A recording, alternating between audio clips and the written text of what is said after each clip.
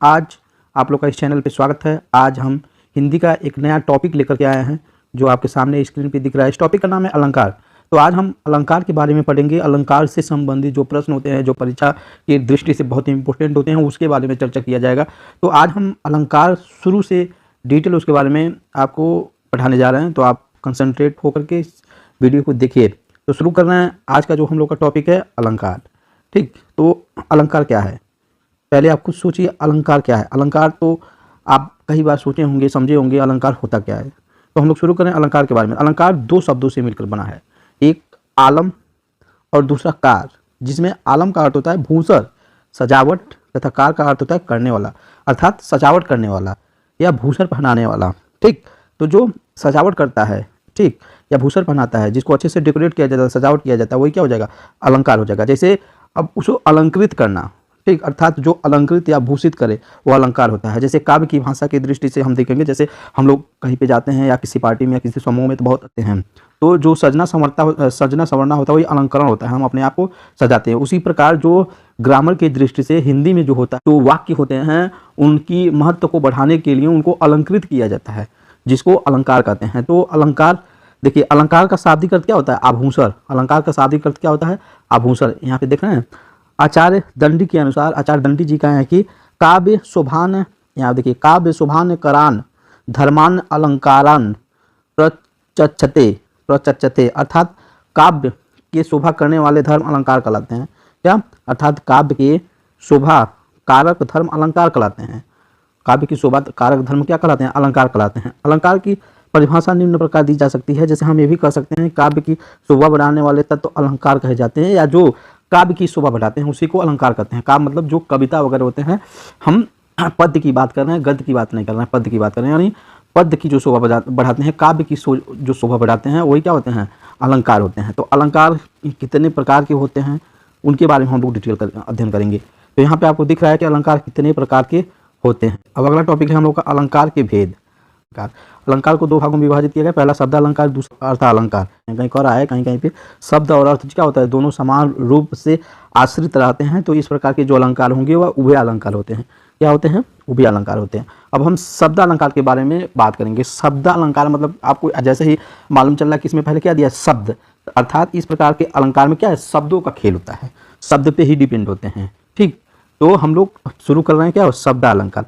जहाँ केवल शब्दों के द्वारा चमत्कार उत्पन्न होता है वह क्या होता है, शब्द अलंकार। यहाँ जैसे लिखा गया है, जिस अलंकार में शब्दों के द्वारा चमत्कार उत्पन्न हो वही क्या होता है, शब्द अलंकार होते हैं। तो शब्द अलंकार के भेद, शब्द अलंकार कितने प्रकार के होते हैं, तो उसके बारे में हम लोग चर्चा करेंगे। यह मुख्यतः तीन प्रकार के होते हैं। शब्द अलंकार के जो तीन भेद होते हैं वो तीनों ये हैं।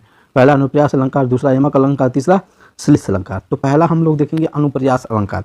ये जब किसी काव्य में एक ही वर्ण की आवृत्ति बार बार होता है तो क्या होगा, वह अनुप्रास अलंकार होता है। आवृत्ति मतलब एक ही वर्ण का बार बार प्रयोग किया गया हो, शब्द का नहीं, वर्ण का। वर्ण मतलब जैसे क ट म र, कोई भी वर्ण ले लेंगे, जब उसकी आवृत्ति, आवृत्ति मतलब जो बार बार आता है। आवृत्ति जैसे झूला देखते हैं ना, जो पेंड मारने वाली झूला होती है, या पेंडुलम की घड़ी देखे होंगे, जो पेंडुलम की घड़ी जो सुई जो आवृत्ति करती है, ऐसे अपने निश्चित स्थान के चारों तरफ इधर उधर घूमती रहती है, तो उसमें वो तो घूमती है। इसमें वर्ण की बात कर रहा है। ठीक, जैसे कोई वाक्य लिखते हैं तो कोई वर्ण आ गया और उसके बाद दो चार शब्द के बाद दूसरे किसी शब्द में वही वर्ण रिपीट कर रहा है, तो इस प्रकार वर्ण का जब आवृत्ति होगा, बार बार आएगा, तो इस प्रकार के अलंकार को क्या कहते हैं, अनुप्रास अलंकार। ठीक, तो पहला एग्जाम्पल देख लीजिए। यहाँ पे अब यहाँ पे कह रहा है, मुदित महीपद मंदिर आवे सेवक सचित सुमंत बुलावे। अर्थात इसमें देखिए किस वर्ण की आवृत्ति बार बार हो रहा है। देखिए यहाँ पे जो मौ होता है, यहाँ पे मौ, इसमें मौ और सौ वर्ण की आवृत्ति क्या होता है, बार बार हुआ है। यहाँ पे देखिए मुदित में मौ है, महीपत में मौ है, मंदिर में मौ है, आवे। ठीक है, यहाँ पे देखिए सेवक सचिव सुमंत बुलावे। अभी देखिए यहाँ पे इसमें मौ मौ मौ, इसमें भी, और इसमें सौ, ये क्या वर्णों की आवृत्ति हुआ है। और वर्णों की आवृत्ति होने से क्या होता है, यह अनुप्रास अलंकार होता है। एक बार और समझ लीजिएगा, जब किसी काव्य में, छंद में एक ही वर्ण की आवृत्ति बार बार होता है तो इस प्रकार के अलंकार को अनुप्रास अलंकार कहते हैं। जैसे आपके सामने क्या एग्जाम्पल में यहाँ पे दिया गया है, एग्जाम्पल जैसे आपको दिख रहा है, यहाँ पे देखिए, यहाँ पे देखिए, इसमें क्या होता है, मुदित महीपत मंदिर भावे सेवक सचिव सुमंत बुलावे। तो इसमें मौ वर्ण की क्या आवृत्ति हुई है, इसमें भी मौ, इसमें भी मौ, इसमें सौ, तो 100 वर्ण क्रियावृत्त क्या होता है, एक से अधिक बार प्रयोग किया गया, तो इसमें क्या हो गया, अनुप्रास अलंकार होता है। दूसरा एग्जाम देखिए, आप देखिए भूरी भूरी भेदभाव भूमिक से भाग दिया, इसमें भौवर क्रियावृत्त क्या होता है, कई बार किया गया है। यहाँ पे देखिए भौ क्रियावृत्त क्या होता है, कई बार किया गया सब में, तो ये क्या हो जाएगा, अनुप्रास अलंकार हो जाएगा। आगे देखिए, वर्णन में बागन में बगरियों बसंत है, बनन में बागन में बगरियों क्या है, बसंत है, तो इसमें क्या ब म नौ वर्ण की आवृत्ति क्या हुई है, यहाँ पे देखिए व, यहाँ पे ब होगा, यहाँ पे देखिए वनन में, यहाँ पे व हो जाएगा, ये वनन में वागन में, ठीक है। यहाँ पे देखिए ब का नौ का, यहाँ पे भी नौ की आवृत्ति हुई है, यहाँ पे भी ब का ब हो जाएगा, ब की आवृत्ति हुई है, ठीक। यहाँ पे देखिए मौ की आवृत्ति हुई है, ठीक। यहाँ पे अर्थात जब एक ही वर्ण की आवृत्ति बार बार हो तो उसको क्या कहेंगे हम, इस प्रकार के वाक्य को हम अनुप्रास अलंकार कहेंगे। क्या कहेंगे, इस प्रकार के वाक्य को क्या कहेंगे, अनुप्रास अलंकार कहेंगे। और भी बहुत सारे एग्जाम्पल अनुप्रास अलंकार के और भी एग्जाम्पल हैं, जैसे क्या होता है, मुदित महिपत मंदिर आवे सेवक सचिव सुमंत बुलावे, भी अनुप्रास अलंकार के एग्जाम्पल हैं। एक और एग्जाम्पल है, तरनी तनुजा तट तमाल तरुवर बहु छाए, ये भी एग्जाम्पल बहुत प्रसिद्ध है। देखिए तरनी तनुजा तट तमाल तरुवर बहु छाए। एक एग्जाम्पल और है, देखिए शेष महेश गणेश दिनेश सुरेशहु जहाँ निरंतर गावे, तो इसमें क्या है, एक वाक्य में, ठीक, वर्णों की आवृत्ति एक से अधिक बार की गई हो तो उसमें हम क्या होगा, अनुप्रास अलंकार। अगला हमारा क्या है, यमक अलंकार। अब यमक अलंकार देखिए, ये तो बहुत फेमस एग्जाम्पल आप इसका पढ़े होंगे कि कनक कनक ते सौगुनी माँ धक्का अधिका, या खाए बौरा जग या पाए बौरा। तो चलिए इस पर चर्चा कर रहे हैं, यमक अलंकार के बारे में हम लोग बात कर रहे हैं। यमक अलंकार जहाँ पे एक ही शब्द की आवृत्ति दो या दो से अधिक बार प्रयोग किया गया हो, ठीक, परंतु उनके अर्थ क्या होते हैं, अलग अलग होते हैं, तो इस प्रकार के अलंकार को क्या कहते हैं, यमक अलंकार कहते हैं। क्या कह रहा है कि जिस वाक्य में, ठीक, या जो कोई भी दोहा चौपाई छंद वगैरह कुछ भी दिया हुआ हो, कोई भी काव्य के पद हो, उसमें, ठीक, जब एक ही शब्द दो या दो से अधिक बार प्रयोग किए गए हों लेकिन उनके अर्थ क्या हों, अलग अलग हों, तो इस प्रकार का जो पद होगा, जो वाक्य होगा, ठीक, वो क्या हो जाएगा, वह यमक अलंकार होगा। जीवनदायक धन के सम, यहाँ पे एग्जाम्पल देखिए, जीवन जीवन में घनश्याम, यहाँ पे देखिए इसमें जीवन जीवन दो बार शब्द का प्रयोग किया गया है, जीवन जीवन, तो प्रथम जीवन का अर्थ क्या हो जाएगा, जल हो जाएगा, तथा द्वितीय जीवन का अर्थ क्या हो जाएगा, प्राण हो जाएगा, ठीक। तो एक ही शब्द प्रयोग किया गया दो बार, लेकिन दोनों के अर्थ क्या हो जाएंगे, अलग अलग हैं, इसलिए क्या हो जाएगा, यह यमक अलंकार हो जाएगा। अगला देखिएगा, कहें कभी बेनी बेनी, कहें कभी बेनी बेनी ब्याल की चुराय लीनी। अब इसमें देखिए प्रथम बेनी का अर्थ हो जाएगा, यहाँ पे बेनी क्या है, दो बार प्रयोग किया गया है, एक और दो, ठीक, अर्थात ये जो शब्द होता है एक से अधिक बार प्रयोग किया गया, दो या दो से अधिक बार जब प्रयोग किया गया होगा, किया जाएगा, जब दोनों, तब जो दोनों का अर्थ अलग अलग होगा तो क्या हो जाएगा, यमक अलंकार हो जाएगा। तो प्रथम बेनी का अर्थ नाम है, ठीक, तथा द्वितीय बेनी का अर्थ क्या हो जाएगा, चोटी है, अर्थात दोनों का क्या हो गया, अर्थ क्या क्या अलग अलग है, अतः ये क्या हो जाएगा, यमक अलंकार हो जाएगा। तो एक बार और देख लीजिएगा यमक अलंकार का, जब जहां एक ही शब्द की आवृत्ति दो या दो से अधिक बार हो परंतु दोनों का अर्थ अलग अलग हो, इस प्रकार के अलंकार को यमक अलंकार कहते हैं। यहाँ पे एक जीवन का अर्थ क्या है, जल है, द्वितीय जीवन का अर्थ क्या है, प्राण है। यहाँ पे बेनी बेनी, इसमें भी दोनों का अर्थ, एक का अर्थ नाम हो जाएगा, दूसरे का अर्थ चोटी हो जाएगा, अर्थात दोनों शब्द एक ही है लेकिन के अर्थ क्या है, अलग अलग है, अतः क्या हो जाएंगे, यमक अलंकार के उदाहरण हो जाएंगे। और भी यमक अलंकार के उदाहरण हम आपके सामने ला रहे हैं, इसको ध्यान से सुनिएगा। यमक अलंकार, कबीरा सोई पीर है जे जाने पर पीर, जे पर पीर न जानहि सो काफिर बेपीर। यहाँ पे पीर जो है तीन बार प्रयोग किया गया है, तीनों पीर का क्या है, अर्थ अलग अलग है। अगला और एग्जाम्पल देखिएगा, आपके सामने और भी एग्जाम्पल लेके आए हैं। यमक अलंकार, यमक अलंकार, हाँ देखिए, तीन बेर खाती सो वे तीन बैर खाती है। यहाँ देखिए तीन बेर खाती सो वे तीन बैर खाती है। यहाँ देखिए बेर और बैर दो बार एक ही शब्द का प्रयोग किया गया है, तो एक का बार तीन बेर मतलब तीन समय खाती है, और क्या, और दूसरे का अर्थ हो जाएगा अलग बेर, ठीक। तो यहाँ पे बेर का अलग अलग अर्थ हो जाएगा, अर्थात क्या हो जाएगा, यमक अलंकार हो जाएगा। और भी देखिए यमक अलंकार के और भी एग्जाम्पल, यमक अलंकार के और एक तो एग्जाम्पल बहुत फेमस है, कनक कनक ते सौगुनी माँ दक्ता अधिकार, वा खाए बौराए नर या पाए बौराए, या ऐसे भी कह सकते हैं, कनक कनक ते सौगुनी माँ दक्ता अधिकार, या खाए बौराए जग या पाए बौराए, ठीक। तो यहाँ पे कनक कनक का अर्थ क्या हो जाएगा, अलग अलग होगा, सोना और धतूरा होगा, अतः क्या हो जाएगा, एक कनक का सोना होगा, दूसरे का अर्थ क्या हो जाएगा, धतूरा हो जाएगा, जिसके पाने से भी आदमी क्या हो जाता है, पागल हो जाता है, और जिसके खाने से भी, धतूरा खाने से भी आदमी पागल हो जाता है, तो उसी के बारे में बताया गया था। यह क्या हो जाएगा, यमक अलंकार हो जाएगा। काली घटा का घमंड घटा, नवमंडल तारक वृंद खिले। काली घटा का घमंड घटा, नवमंडल तारक वृंद खिले। तो इसमें घटा शब्द जो है 2 बार प्रयोग किया गया है। तो पहले घटा का अर्थ क्या है, बादल, और द्वितीय घटा का अर्थ क्या है, कम। अर्थात शब्द तो एक ही है, घटा घटा, लेकिन पहले का अर्थ है बादल, दूसरे का अर्थ है घटा। अतः क्या हो जाएंगे, यमक अलंकार हो जाएंगे। यमक अलंकार की परिभाषा ही होती है कि जब एक ही शब्द 2 या 2 से अधिक बार प्रयोग किए गए हों, लेकिन उनके अर्थ अलग अलग हों, तो इस प्रकार के अलंकार को यमक अलंकार कहते हैं। अगला देखिए, श्लेष अलंकार। अगला हम श्लेष अलंकार की बात करेंगे। यहाँ पे एक ही शब्द से अनेक अर्थ का बोध हो, वहाँ श्लेष अलंकार होता है। समझ में आया? जब कोई आपके सामने कोई दोहा है, चौपाई है, या कोई पद दिया हुआ है, जब एक ही शब्द का प्रयोग किया गया हो लेकिन उनके अर्थ अलग अलग तरीके से देखे जा रहे हों, ठीक, तो वहाँ पे क्या हो जाएगा, श्लेष अलंकार हो जाएगा। श्लेष का शाब्दिक अर्थ होता है चिपकना, ठीक, चिपकना। जैसे कि सुविरन को खोजत फिरत कभी भी बेचारी चोर। यहाँ आप देखिए, सुविरन को खोजत फिरत कभी भी बेचारी चोर, ये तो बहुत बार एग्जाम्पल आता है परीक्षा में। यहाँ पे एक सुविरन का अर्थ क्या आता है, सुंदर, ठीक है। यहाँ आप देखिए, एक सुविरन का अर्थ क्या है, सुंदर। और यहीं पे दूसरा अर्थ निकालेंगे तो क्या हो जाएगा, सुविरन मतलब सुंदर शरीर तथा सोना, ठीक। सुंदर वर्ण यहाँ पर सुविरन को खोजत फिरत कभी बेचारी चोर, ठीक।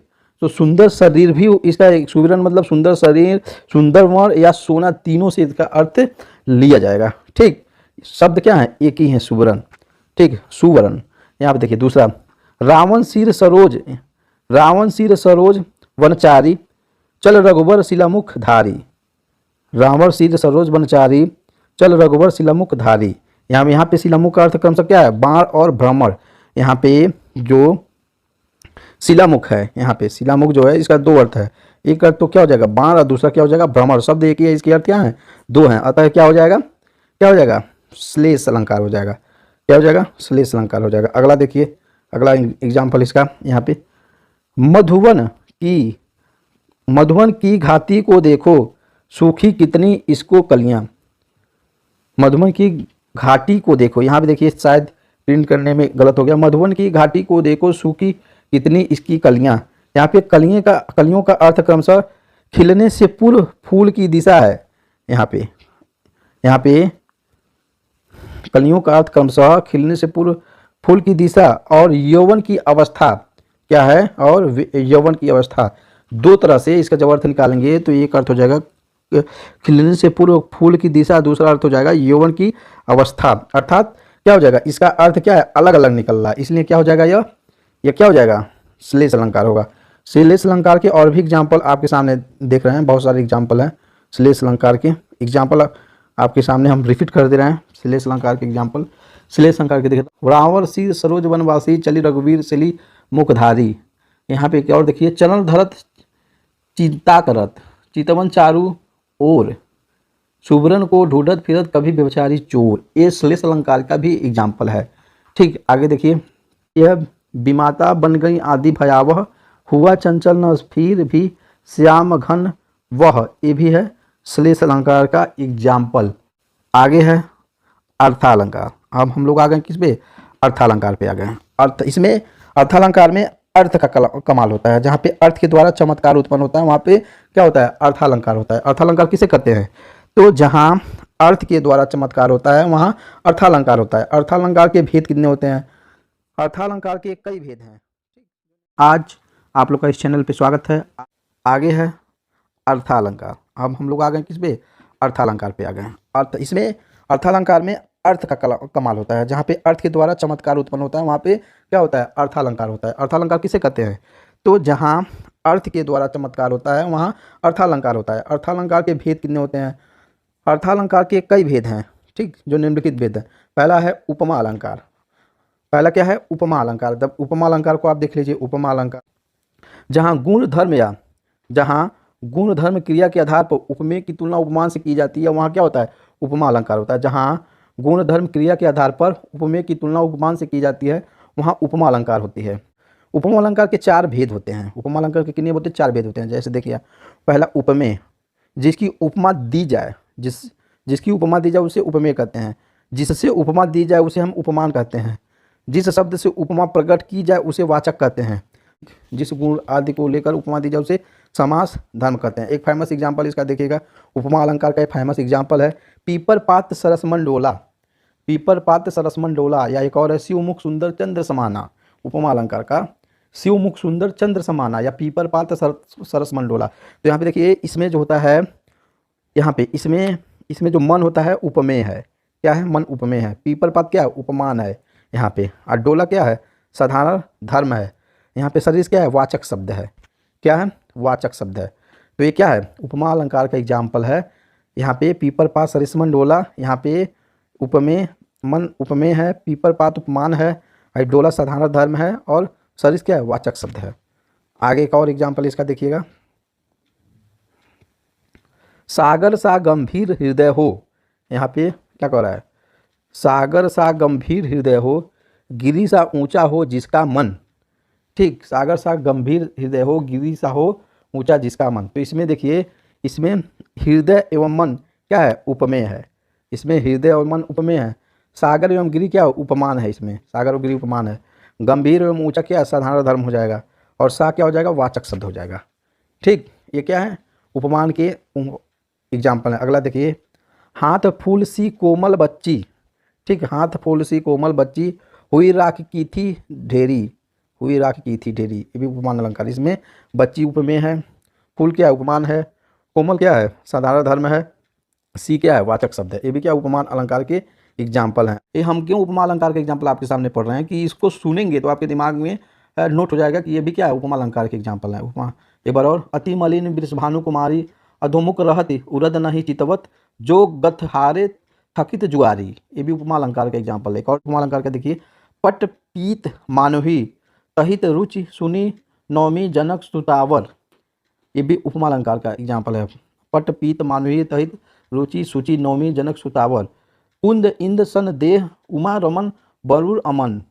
ये भी उपमा अलंकार के एग्जाम्पल। ये देखिए, नवल सुंदर श्याम शरीर की, सजल निरद सी कल क्रांति थी। ये भी उपमा अलंकार के एग्जाम्पल हैं। नदल सुंदर श्याम शरीर की, सजल नीरद सी कल क्रांति की। ये भी उपमा अलंकार के एग्जाम्पल हैं। तो पर वारो उर्वशी सुन राधिके सुजानी, तू मोहन की उर्वशी हवे उर्वशी समान। ये भी उपमा अलंकार के एग्जाम्पल है। तो सबसे फेमस है जो बार बार पूछता है आपके एग्जाम पे, पीपर पाव सलिस्मन डोला और शिवमुख सुंदर चंद्र समाना। ये बहुत इंपॉर्टेंट है। तो अगला हम देखते हैं रूपक अलंकार। रूप अलंकार की परिभाषा देखिए, जहाँ उपमेय को उपमान का रूप मान लिया जाता है वहाँ क्या होता है? रूपक अलंकार होता है। सुने होंगे चरण कमल बंधो और रिराई, ये बहुत फेमस एग्जाम्पल है, पूछा जाता है बार बार परीक्षा में। तो और भी एग्जाम्पल देखिए, यहाँ पे वन सारदी चंद्रिका चादर ओढ़े। इसमें वन सारदी चंद्रिका चादर ओढ़े, ये उपमा अलंकार के एग्जाम्पल है। इसमें चंद्रिका क्या है? उपमेय है, और चादर उपमान है। चंद्रिका उपमेय है, चादर क्या है? उपमान है। ये क्या हो जाएंगे? उपमा अलंकार के एग्जाम्पल हैं। उपमा अलंकार के एग्जाम्पल हैं। आगे देखिए और भी एग्जाम्पल है, राशि मुख पर घूंघट डाले अंचल में दीप छिपाए। तो यहाँ पे देखिए, इसमें क्या उपमेय क्या है? इसमें मुख जो है उपमेय है, राशि चंद्रमा क्या उपमान है। ठीक, उपमेय और उपमान। जैसे यहाँ पे क्या है? मुख जो है उपमेय है, राशि और चंद्रमा, चंद्रमा की जी बात कर रहा है, राशि मुख पर, ये राशि मतलब चंद्रमा, ये वाला जो है क्या उपमान है। आगे देखिए एक और एग्जाम्पल देखिए, अपलक नभ नील नयल विशाल। इसमें क्या है? इसमें खुले आकाश। ठीक है, खुला जो आकाश है यह उपमेय है, पर अपलक नयन क्या हो जाएगा? उपमान हो जाएगा। अपलक नयन क्या हो जाएगा? उपमान हो जाएगा। तो ये एग्जाम्पल हैं। चरण रूप अलंकार की परिभाषा क्या है? जब उपमेय को उपमान मान लिया जाता है रूप अलंकार होता है। यहाँ पे चरण कमल बंधो हरिराई इसका फेमस एग्जाम्पल है। एक बार और एग्जाम्पल है देखिए, वन सारदी चंद्रिका चादर ओढ़े, ये भी इसका एग्जाम्पल है। एक एग्जाम्पल और है, अपलक नभ नील नयन विशाल, ये भी रूपक अलंकार का एग्जाम्पल है। यहाँ पे देखिए, राशि मुख, ये भी रूपक अलंकार है। राशि मुख पर घूंघट डाले अंचल पे दीप छिपावे, भी रूपक अलंकार का एग्जाम्पल है। अगला देखिए, उत्प्रेक्षा अलंकार। उपमेय में उपमान की कल्पना या संभावना होने पर उत्प्रेक्षा अलंकार होता है। या इसके अंत में मनु मानो मनुही जनु जानो जनही, यदि कोई हम लोग के सामने एग्जाम्पल दिया है, यदि उसमें मनु मानो मनुही जनु जानो जनही आ जाता है तो क्या हो जाएगा? उत्प्रेक्षा अलंकार हो जाएंगे। उत्प्रेक्षा अलंकार के एग्जाम्पल हो जाते हैं। मनु मानो मनुही जनु जानो जनही, यहाँ देखिए उत्प्रेक्षा अलंकार के एग्जाम्पल है। तो इसे में इसका डिफिनेशन देखिए, उपमेय में उपमान की कल्पना या संभावना होने पर उत्प्रेक्षा अलंकार होता है। उपमेय में उपमान की कल्पना या संभावना होने पर क्या हो जाता है? इसका उत्प्रेक्षा अलंकार होता है। जैसे एग्जाम्पल यहाँ पे देखिए, ले चला साथ मैं मुझे कनक, ले चला साथ मैं मुझे कनक, ज्यों भिक्षुक लेकर स्वर। यहाँ पे कनक उपमेय में स्वर और उपमान के होने की कल्पना हो रही है। ठीक, तो यहाँ क्या हो जाएगा? उत्प्रेक्षा अलंकार। बहुत काली सील जरा, बहुत काली सील जरा से लाल कैसर से की जैसे भूल गई, ये भी क्या है? उपमा उत्प्रेक्षा अलंकार के एग्जाम्पल हैं। बहुत काले पत्थर की जरा से लाल कैमर से घुलने की कल्पना की गई है। यहाँ पे बहुत काले पत्थर की जरा से लाल कैसर से घुलने की कल्पना की गई है, इसलिए क्या है? उत्प्रेक्षा अलंकार है। यहाँ आप देखिए, नेत्र मानो कमल, नेत्र मानो, यहाँ पे मनु मानो मनुही, जनु जानो जनुही। यहाँ देखिए नेत्र मानो कमल, यहाँ पे नेत्र उपमेय, उपमेय मतलब नेत्र जो है उपमेय की कमल। ये देखिए यहाँ पे उपमान होने की कल्पना की, उपमान हाने नहीं होने की कल्पना की गई। यहाँ पे टाइपिंग में मिस्टेक हो गया है, उपमान होने की कल्पना की गई। नेत्र उपमेय की कमल, यहाँ पे नेत्र उपमेय की कमल, यहाँ उपमान होने की कल्पना की गई है। ठीक, तो ये क्या हो जाएगा? उत्प्रेक्षा अलंकार। इसमें मुख्य बातें ये समझ लीजिएगा, जो एग्जाम्पल आते हैं, मनु मानो मनुही और जनु जानो जनु जनुही यदि आते हैं, यदि दिख जाए कोई एग्जाम्पल आपके सामने उत्प्रेक्षा अलंकार का है, यदि उसमें उत्प्रेक्षा अलंकार की परिभाषा वैसे ये होती है, उपमेय उपमान की कल्पना संभावना होने पर उत्प्रेक्षा अलंकार होता है। यदि कोई एग्जाम्पल आपके सामने आता है तो उसमें मनु मानो मनुही और जनु जानो जनुही आ जाता है, तो बिना देखे आपको उत्प्रेक्षा अलंकार मार दीजिए। वो उत्प्रेक्षा अलंकार का एग्जाम्पल है। जैसे इसमें तीसरा, जैसे आपके सामने इसमें क्या दिया है? तीसरा एग्जाम्पल दिया है, या सीधा मानो यहाँ पे आया है, उत्प्रेक्षा अलंकार का सीधा एग्जाम्पल है। और भी उत्प्रेक्षा अलंकार के एग्जाम्पल आपके सामने हम पढ़ रहे हैं, एक बार सुन लीजिएगा उत्प्रेक्षा अलंकार के एग्जाम्पल, क्योंकि एग्जाम्पल आपको पढ़ना जरूरी है। उसको एक बार सुन लेंगे, दो बार, एक बार लिख लेंगे, दिमाग में रहेगा। उत्प्रेक्षा अलंकार कभी कभी समझ में नहीं आता है, तो रूल तो फॉलो कीजिए ही उत्प्रेक्षा अलंकार का। यहाँ देखिए, यहाँ पे एग्जाम्पल है, फूले काश सकल मही छाई, जनु वर्षा ऋतु प्रगट बुढ़ाई। यहाँ देखिए, फूले काश सकल मही छाई, जनु, यहाँ देखिए मनु, यहाँ कहे ना मनु मानो मनुही, जनु जानो जनुही, तो इसमें जनु आया है, तो ये क्या हो जाएगा?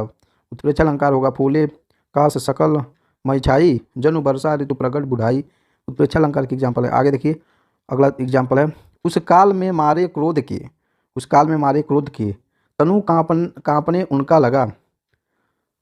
यहाँ पे उस काल में मारे क्रोध के, तनु कांपने उनका लगा, मानो हवा के जोर से सोता हुआ सागर जगा। एक बार और सुनिएगा, उस काल में मारे क्रोध के, तनु कांपने लगा, मानो हवा के जोर से सोता हुआ सागर जगा। तो इसमें एग्जाम्पल में जो है साफ दिख रहा है, क्या आया है? मनु मानो मनुही, यहाँ पे क्या आ गया? मानो आया है, क्या हो जाएगा? क्या हो जाएगा? उत्प्रेक्षा अलंकार हो जाएगा। मनु मानो मनुही, जनु जानो जनुही आता है, तो बिना देखे उत्प्रेक्षा अलंकार पे आप ट्रिक कर दें तो क्या हो जाएगा? उत्प्रेक्षा अलंकार हो जाएगा। ठीक है ना? तो अगला देखिए, अगला अतिशयोक्ति अलंकार। यहाँ देखिए जो चौथे नंबर पे है, अतिशयोक्ति अलंकार। अतिशयोक्ति अलंकार के बारे में हम पढ़ रहे हैं। अतिशयोक्ति अलंकार का अर्थ क्या होगा? तो किसी बात को यहाँ पे बढ़ा चढ़ा कर कहना। यहाँ पे देखिए चढ़ा चढ़ा कर कहना लिखा गया है, तो यहाँ हो जाएगा बढ़ा चढ़ा कर कहना।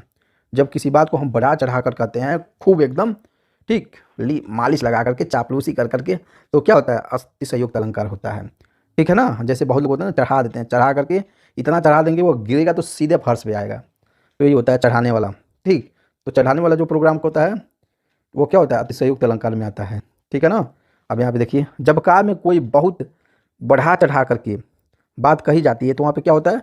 अतिशयोक्ति अलंकार होता है, बढ़ा चढ़ा। यहाँ पे देखिए, परबल पाक फाट हिय गेहूँ, पहला एग्जाम्पल है, परबल पाक फाट हिय गेहूँ। ठीक, तो इसमें विरह का वर्णन किया गया है, इसमें विरह का वर्णन किया गया है। इसके विरह के ताप के कारण परबल पाक गए, यह गेहूं का हृदय फट जाता है। कह इसमें विरह के कारण इसमें विरह का वर्णन किया गया है। इसमें विरह के ताप के कारण परबल पाक का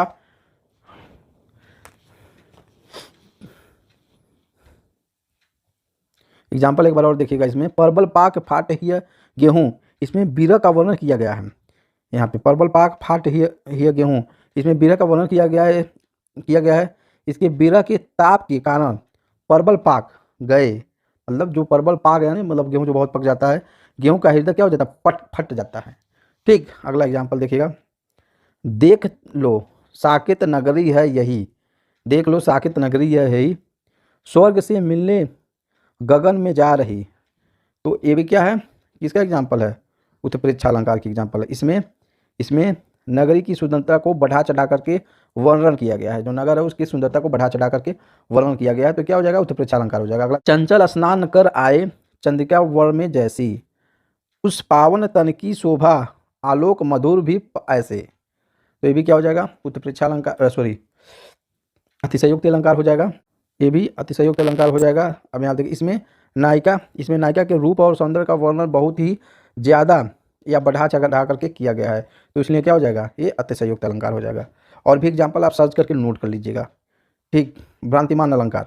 अगला, जहाँ सादृश्य के आधार पर किसी वस्तु को कुछ और ही समझकर उसका चमत्कार पूर्ण वर्णन किया गया हो, वह भ्रांतिमान अलंकार होता है। सादृश्य, यहाँ पे थोड़ा लिखने में मिस्टेक हो गया। सादृश्य मतलब समझ रहे हैं, इसका सीधा समझ लीजिए। जैसे अचानक हम रास्ते पे चलते हैं तो हम लोग के सामने कोई रस्सी गिरा रहता है, तो अचानक उसको देख करके जैसा हम समझती है कि सांप है, और देख करके हम क्या हो जाते हैं, अचानक चकित हो जाते हैं। तो इस प्रकार की बात यदि किसी वाक्य में कही गई हो तो वह जो अलंकार होगा भ्रांतिमान अलंकार होगा। जैसे क्यों भ्रांतिमान अलंकार होगा, कि हम भ्रमित हो जाते हैं उसमें देख करके कुछ समय के लिए, तो क्या हो जाएगा, भ्रांतिमान अलंकार होगा। जैसे हम कोई रस्सी उसी, हम कहीं किसी जंगल उंगल में जा रहे हैं, हमारे सामने कोई वृक्ष गिर जाता है, या कोई वृक्ष नहीं, रस्सी कोई गिर जाती है, तो हम लोग सांप समझ लेते हैं, या अचानक भ्रांति करके कुछ और समझ लेते हैं, भयभीत हो जाते हैं, तो ये क्या हो जाता है, भ्रांतिमान अलंकार होता है। जैसे यहाँ पे देखिए एग्जाम्पल दिया हुआ है, पाप महावर देन को नाइन बैठी आए, पुनी पुनी जान महावरी एडी मोडित जाए। तो यहाँ पे कह रहा है, यहाँ नाइन एडी की लालिमा को महावर समझकर भ्रम में पड़ जाती है। अब देखिए ये कह रहा है कि जो नाइन होती है, जो पाँव रंगती है, वो कह रही एडी के अंदर इतनी लालिमा है, उसको देख करके ये लगता है कि वह महावर लगाया गया है उसके एडी में। ठीक, एडी में मतलब लेडी जो औरतों को एडी में जो महावर लगाती हैं ना, लाल कलर का ऐसे लगाती हैं, ठीक, तो उसकी लालिमा पहले से इतना अधिक है, उसको देख करके महावर समझ लेती है, तो ये क्या हो जाएगा, भ्रांतिमान अलंकार। अगला देखिए, फिरत घरन नूतन पथिक चले चकित चित भाग, पोलियो दे के पलास बन समूहे समुझी दवागी। तो यहाँ पे ये कह रहा है इसमें कि पलास के फूल बहुत लाल होता है, उसी को देखकर कोई नया पथिक यह समझता है कि जंगल में आग लग गई है। वाह, कह रहा है कि जो पलास का फूल होता है वो इतना अधिक लाल होता है कि कोई उसके बगल से पथिक रास्ते से गुजरता है तो उसको देख करके ये समझ लेता है कि क्या है, वो उस जंगल में आग लग गई है। ठीक, तो ये क्या हो जाएगा, भ्रांतिमान अलंकार हो जाएगा। एग्जाम्पल एक बार देखिएगा, बील विचार कर नाग सुंड में घुसने लगा विषैला सांप। बील विचार कर नाग सुंड में घुसने लगा विषैला सांप, काली ईंख समझकर विषधर, काली ईंख समझकर विषधर को उठा लिया तब गजने आप। गज मतलब क्या होता है, हाथी। अब देखिए दोनों इसमें भ्रमित हो जाते हैं। कह रहे बिल विचार कर नाग सुंड में, नाग क्या होता है, हाथी का जो सूट होता है, उसको कोई सुराग समझ के बिल समझ में उसमें उसको घुसने लगता है। यहाँ पे सांप की बात कर रहा है। अब वहीं पे सांप, अब हाथी देखिए, हाथी भी क्या, काली ईंख समझकर विषधर को। अब जो नाग होता है उस नाग को हाथी क्या समझती है कि काला ईंख है, खाने वाली ईंख है, तो उसको उस नाग जो होता है विषधर नाग को ईंख समझकर हाथी भी अपने सूंड में उठा लेती है। सांप को हाथी की सूंड में बिल का और हाथी को सांप में काले गन्ने का भ्रम हो जाता है, जिसके कारण यह हुआ क्या होता है, यह भ्रांतिमान अलंकार है। क्या है, भ्रांतिमान अलंकार हो जाते हैं, दोनों क्या हो जाते हैं, भ्रमित हो जाते हैं। तो अगला देखिए, मानवीकरण अलंकार। जहाँ मानवेतर प्राणियों या जड़ पदार्थों पर मानवीय भावनाओं का आरोप होता है, वहाँ मानवीकरण अलंकार होता है। यहाँ पे देखिए, उषा सुनहले तीर बरसती, यहाँ पे उषा सुनहरे तीर बरसती जय लक्ष्मी सी उदित हुई। यहाँ उषा को सुनहरे तीर बरसती हुई नायिका के रूप में दिखाया गया है। ठीक, यहाँ पे देखिए, मेघ आए बड़े बन ठन के संवर के, मेघ मतलब बादल आए बड़े बन ठन के संवर के। यहाँ पे बादल बहुत ही संवर कर आए हैं, जबकि यह काम तो मनुष्य का होता है। बादल बहुत बन संवर के आए हैं, लेकिन ये काम क्या होता है, मनुष्यों को होता है। यहाँ पे क्या हो जाएगा, मानवीकरण अलंकार होगा। अगला देखिए, सागर के ऊपर नाच करती हैं लहरें मधुर गाना। यहाँ पे लहरें सागर नाच गाना कर रही हैं, जबकि आपको पता है कि नाच गाना करना तो मनुष्यों का काम है, नाच गाना करना तो क्या है, मनुष्यों का काम है या मानविकरण अलंकार है। ठीक, अब हम कल्पना हम सोच रहे हैं कि क्या सागर के उर पर नाच करती है लहरें मधुर गाना, मतलब लहरें जो होती हैं सागर के ऊपर, मतलब उनका जो ऊपर ही पत होता है उस पर लहरें मार मार कर ऊपर नीचे नाच करती हैं। लेकिन ये माना जाता है कि ये काम कौन करता है, नाच गाने का काम कौन करता है, मनुष्य करता है, मनुष्य आदमी करता है। और उसकी तुलना किससे की गई, सागर से की गई है। लेकिन यह काम तो कौन करता है, मनुष्य करता है। इसलिए मानवीकरण, जो काम आदमी करता है, अब सीधा समझ लीजिएगा, यदि हम तुलना करते हैं किसी से, यहाँ पे क्या लिखा है, मानवीयतम प्राणियों या जड़ पदार्थों पर मानवीय भावनाओं का आरोप होता है जहाँ मानवीकरण होता है। जैसे हम किसी की तुलना करते हैं और वह काम मानव द्वारा किया जाता है, लेकिन हम तुलना करके किसी और को बता देते हैं तो उसमें मेन योगदान क्या होता है, मानव को होता है, वो मानव ही कर सकता है। तो इसलिए क्या होता है, मानवीकरण अलंकार होता है। तो ये सभी एग्जाम्पल क्या है, मानवीकरण अलंकार है। तो आप मेरे हिंदी वाले पटेल सर पे आपका स्वागत है। आप इस चैनल पे हैं तो चैनल को लाइक सब्सक्राइब कर लीजिए और शेयर कीजिए। इस पर हिंदी से रिलेटेड ही वीडियो अपलोड किए जाएंगे। आप हिंदी से रिलेटेड वीडियो पाना चाहते हैं, देखना चाहते हैं तो मेरे चैनल को सब्सक्राइब